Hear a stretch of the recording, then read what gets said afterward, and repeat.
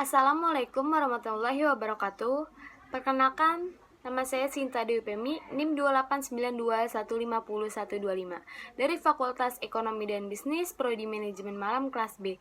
Dosen pengampu Bapak Rahmat Pramukti, SEMM. Saya akan mempresentasikan UTS perpajakan.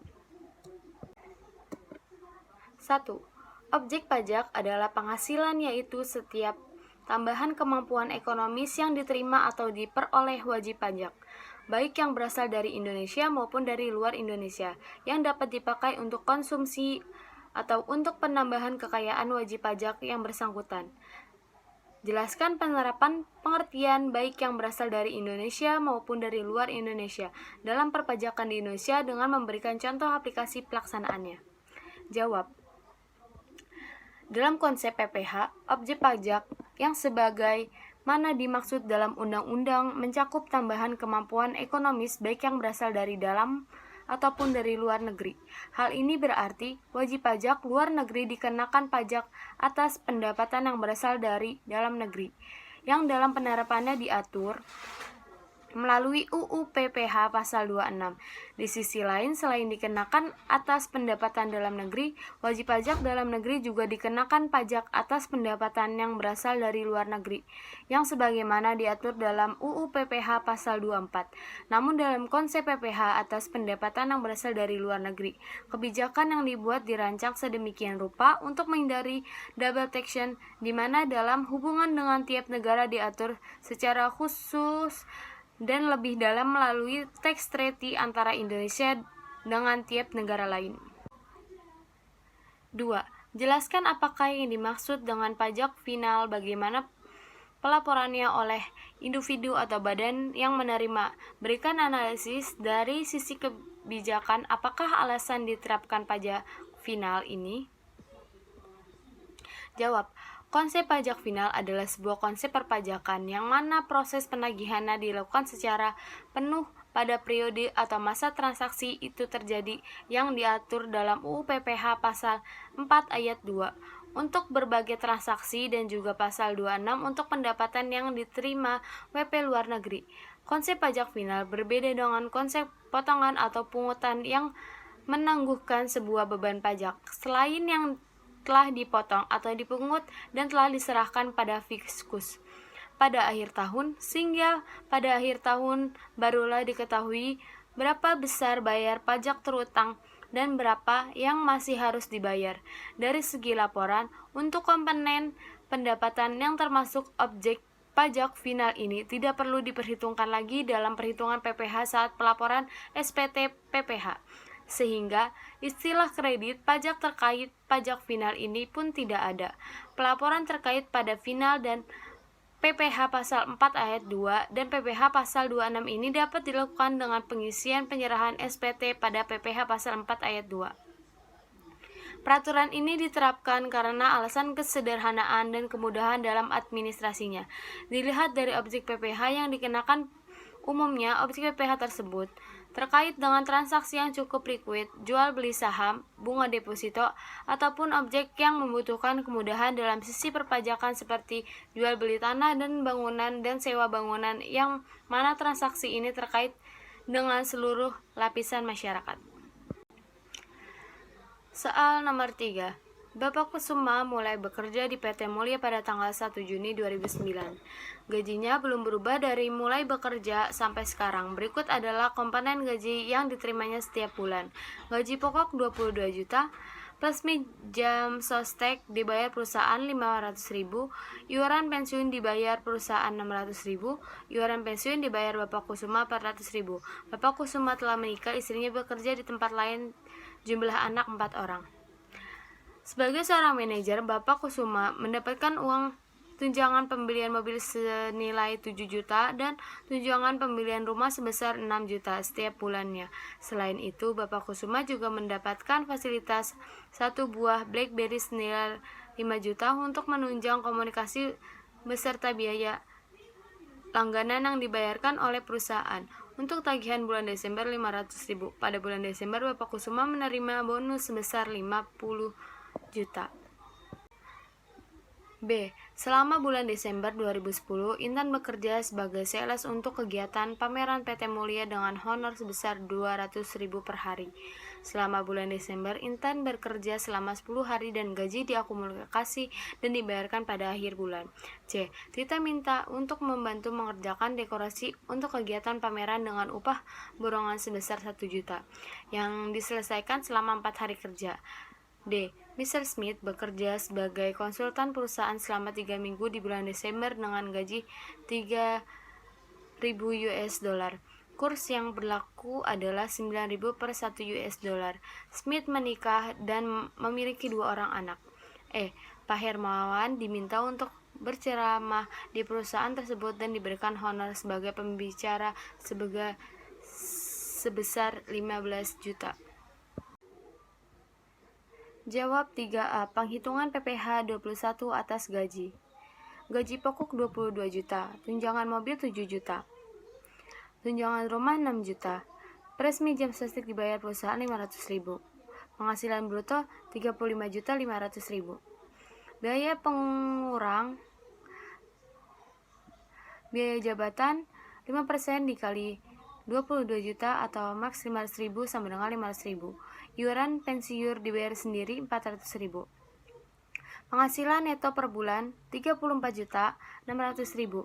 Penghasilan neto per bulan 7 kali 34.600.000 sama dengan 242.200.000. Untuk WP 15.840.000. Untuk kawin di 1.320.000. Tanggungan 3 kali 1.320.000 sama dengan 3.960. Jumlah PTKP 21.120.000. Penghasilan kena pajak atau PKP 221.080.000. 5 kali 50 juta 2.500.000. 15% dikali 171.080.000 25.662 juta. PPh terutang 28.162.000. PPh 21 sebulan 2.346.833 perak. Penghitung potongan PPh 21 atas bonus. Gaji pokok 7 bulan kali 22 juta 154 juta. Tunjangan mobil 7 bulan kali 7 juta 49 juta. Tunjangan rumah 7 bulan dikali 6 juta 42 juta. Presmi jam sostek dibayar perusahaan 7 bulan kali 500.000 3.500.000. Bonus 50 juta. Penghasilan bruto setahun 298.500.000. Biaya jabatan 7 bulan kali 500 3.500.000. Iuran pensiun 7 bulan kali 400 2.800.000. Penghasilan neto setahun 292.200.000. PTKP 21.120.000. PKP 271.080.000. PPh terutang 5% dikali 50 juta 2.500.000. 15% dikali 200 juta 30 juta. 25% dikali 21 juta 80.000 3.162.000. PPh terutang atas gaji dan bonus tahun 35.662.000. PPh 21 atas gaji saja 28.162.000. PPh 21 atas bonus 7.500.000. Jawab 3B. Penghitungan PPh 21 atas upah dibayarkan di akhir bulan. Upah bulan Desember 10 hari dikali 200.000 2 juta. Penghasilan neto per tahun 12 dikali 2 juta 24 juta. PTKP untuk WP 15.840. Jumlah PTKP 15.840.000. Penghasilan kena pajak atau PKP 8.160.000. PPh terhutang 5% dikali 8.160.408. PPh terhutang 408. PPh 21 yang dipotong bulan Desember 34.000. C. Upah borongan. Upah borongan sehari 1.000.000 dikali 4 sama dengan 250.000. Upah sehari di atas 150.000 batas PKP 150.000. PKP 100.000. Upah borongan terutang pajak 4 dikali 100.000 400.000. PPh 21 terutang 5% dikali 400.000 20.000. D. Mr. Smith masih dikategorikan sebagai WPLN yang membawa namanya sendiri saat bekerja di PT Mulia sebagai konsultan, sehingga atas gajinya dikenakan potongan PPh pasal 26 secara final sebesar PPh pasal 26 terutang 20% dikali US 3.000 dikali 9.000 per USD sama dengan 5.400.000. PPh 21 atas honor kepada penceramah bukan pegawai yang tidak bersifat kesinambungan. PPh 21 terutang 5% dikali 50% dikali 15 juta sama dengan 375.000. Fungsi pajak bagi kita sebagai wajib pajak atau masyarakat. Seperti yang kita ketahui bahwa salah satu ciri dari negara maju ialah pada tingginya kesadaran rakyat dalam membayar pajak. Jika dipresentasikan, kurang lebih mendekati 100% apabila di Indonesia bisa mencapai paling sedikit di angka 50%, tentunya Indonesia akan lebih maju dari sekarang. Dalam hal ini, pemerintah pun terus berupaya dalam meningkatkan kesadaran dan kepatuhan masyarakat dalam hal perpajakan. Dalam hal ini, tingkat kesadaran dan kepatuhan pajak dalam dikatakan berhasil apabila realisasi penerimaan pajak terpenuhi negara sudah sesuai dengan target yang telah ditetapkan. Tingginya tingkat kepatuhan atas penyampaian SPT baik tahunan maupun masa. Bertumbuhnya tax ratio, bertambahnya jumlah wajib pajak baru yang memenuhi kewajibannya. Rendahnya jumlah tagihan atau tunggakan pada wajib pajak. Minimnya jumlah pelanggaran dalam pemenuhan kewajiban perpajakan. Pajak merupakan salah satu sumber penerimaan negara yang berasal dari partisipasi masyarakat. Negara berwenang memungut pajak dari rakyatnya karena pajak digunakan sebagai sarana untuk mensejahterakan rakyat. Sistem pemungutan pajak yang dipakai saat ini adalah self-assessment system, yaitu sistem pemungutan yang diberikan kepercayaan kepada wajib pajak untuk menghitung melaporkan utang pajaknya yang tertuang dalam surat pemberitahuan SPT, kemudian menyetorkan kewajibannya perpajakannya. Pemberian kepercayaan yang besar kepada wajib pajak sudah sewajarnya diimbangi dengan instrumen pengawasan. Untuk keperluan itu, Fiskus diberi kewenangan untuk melakukan pemeriksaan pajak. Pajak menjadi sumber kemitraan dan pendapatan negara sebesar. Hal ini ditunjukkan oleh besarnya kontribusi sektor pajak terhadap penerimaan negara pada tahun 2016, yaitu sebesar 74,6% dari total pendapatan negara. Bahkan pada APBN tahun 2018, pajak menjadi penyumbang pendapatan negara sebesar 85%.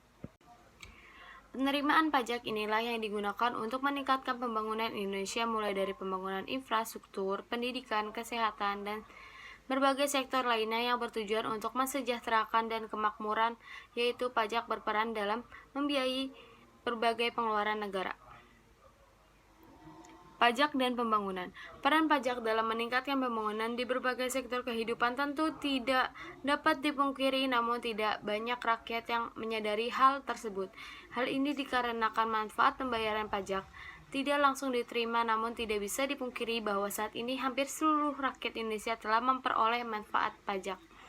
Pelayanan kesehatan gratis, pendidikan gratis, dan berkualitas, akses transportasi dan mobilitas yang mudah melalui pembangunan infrastruktur jalan yang mendorong perekonomian adalah sekumpulan manfaat pajak. Peran pajak dalam membiayai berbagai pengeluaran negara, khususnya dalam pembangunan, dapat dioptimalkan apabila setiap warga negara yang merupakan wajib pajak sadar akan kewajibannya. Kepatuhan bayar pajak rendah. Sampai saat ini, dapat dilihat bahwa kepatuhan membayar pajak oleh wajib pajak masih rendah, sebagaimana disampaikan Direktur Penyuluhan, Pelayanan dan Hubungan Masyarakat Ditjen Pajak Hestu Yoga bahwa kepatuhan pajak masyarakat di Indonesia dapat dilihat dari tingkat tax ratio yang masih 10,3%. Kepatuhan masyarakat terhadap pajak sangat dipengaruhi oleh kesadaran masyarakatnya. Oleh karena itu, sangat penting untuk meningkatkan kesadaran pajak bagi warga negara Indonesia. Pandangan bahwa membayar pajak merupakan wujud kecintaan kepada tanah air sebagaimana dianut oleh warga Jepang, rasa tanggung jawab untuk kontribusi mewujudkan kesejahteraan sebagaimana yang dianut warga Australia harus ditanamkan dalam diri warga negara Indonesia. Bonus demografi pajak. Sejalan dengan tujuan meningkatkan kesadaran, maka kesadaran generasi muda yang akrab disapa generasi milenial menjadi sangat penting untuk mendukung tujuan tersebut. Demografi yaitu penduduk usia produktif mencapai angka mayoritas di Indonesia. Bonus demografi yang dipenuhi oleh generasi milenial ini harus dioptimalkan untuk mendukung budaya sadar pajak yang diharapkan dapat menciptakan wajib pajak yang patuh pajak. Faktanya saat ini Indonesia tengah menerapkan kebijakan pengolahan keuangan defisit, artinya pengeluaran lebih besar daripada pemasukan yang didapatkan. Secara lebih sederhana, Indonesia lebih mencukupi untuk menjalankan roda kehidupannya. Maka dari itu, pemerintah terpaksa harus meminjam uang baik dari dalam negeri maupun luar negeri. Melakukan pengolahan uang dengan penuh hati-hati memang merupakan pilihan terbaik dalam melanjutkan kesinambungan pembangunan sebuah negara dalam rangka memperbaiki dan memajukan negara. Jelaskan pandangan saudara tentang pajak ke depannya. Pajak yang sering menjadi pembincangan di kalangan masyarakat, di samping karena memang setiap warga negara memiliki kewajiban rutin untuk membayarnya. Berbagai isu atau kasus suap pajak yang terjadi belakangan ini sering kali menyerat nama pegawai pajak. Kasus korupsi dan suap sering terjadi di lingkungan pajak secara tidak langsung, berdampak pada pegawai pajak lainnya maupun kepercayaan wajib pajak terhadap institusi perpajakan di Indonesia. Hal ini pun bisa berdampak pada menurunnya tingkat kepatuhan pajak. Apalagi setoran pendapatan pajak di Indonesia masih mengalami fluktuasi bahkan cenderung menurun. Pada tahun 2014, penerimaan baru mencapai 143 triliun atau 91,7% dari target pajak 1.264 tahun 2015. Realisi penerimaan pajak hanya 155 triliun, 81,5% dari APBN 2015 yang tercatat pada 1.294,25 triliun. Sementara itu, pada tahun 2016, penerimaan pajak secara keseluruhan 31 Desember 2016 mencapai 1,105 triliun atau 81,54% dari target penerimaan pajak di APBN 2016 yang sebesar 1.355 triliun. Dari sekian wajib pajak yang terdaftar untuk membayar pajak, hanya sebagian saja yang melaksanakan kewajiban pajaknya untuk membayar pajak. Mereka yang berkewajiban untuk membayar pajak tidak hanya memenuhi kewajiban pajaknya dengan alasan untuk dikorupsi oleh para oknum. Tidak bisa dipungkiri memang korupsi di negara ini semakin merajalela. Kepercayaan masyarakat terhadap pemerintahan telah lama mencuit. Kendati demikian, pola pikir dan sudut pandang sebagai masyarakat yang negatif mengenai perpajakan tentunya perlu diubah. Pasalnya, meski tidak memberi manfaat besar bagi seluruh masyarakat nantinya, hal itu diberikan dalam bentuk pembangunan sarana umum seperti jalan tol, jembatan, sekolah, dana bos, rumah sakit atau puskesmas, kantor polisi yang semua itu dibiayai dengan menggunakan uang berasal dari pajak. Dengan demikian jelas bahwa peranan penerimaan pajak bagi suatu negara menjadi sangat dominan dalam menunjang jalannya roda pemerintahan dan pembiayaan pembangunan. Sebelum mengkritik pembangunan yang dilakukan pemerintah, masyarakat perlu diintrospeksi dari diri apakah sudah menjadi wajib pajak yang baik atau belum. Oleh sebab itu, betapa perlunya memberikan sosialisasi pemahaman mengenai pembayaran pajak terhadap masyarakat. Membayar pajak itu sangat penting. Apalagi ini Ditjen Pajak telah mempermudah sistem pembayaran pajak di Indonesia, yaitu pembayaran pajak dengan sistem online atau e-tax, e-faktur, e-billing, dan sebagainya. Dengan instrumen, masyarakat bisa lebih efisien terhadap waktu dengan tidak perlu lagi datang dan mengantri ke kantor pajak. Dengan semakin mudahnya sistem pembayaran pajak, tidak ada alasan lagi untuk tidak taat membayar dan melaporkan pajak kita. Terima kasih, kurang lebihnya mohon maaf. Wabillahi taufiq walhidayah. Wassalamualaikum warahmatullahi wabarakatuh.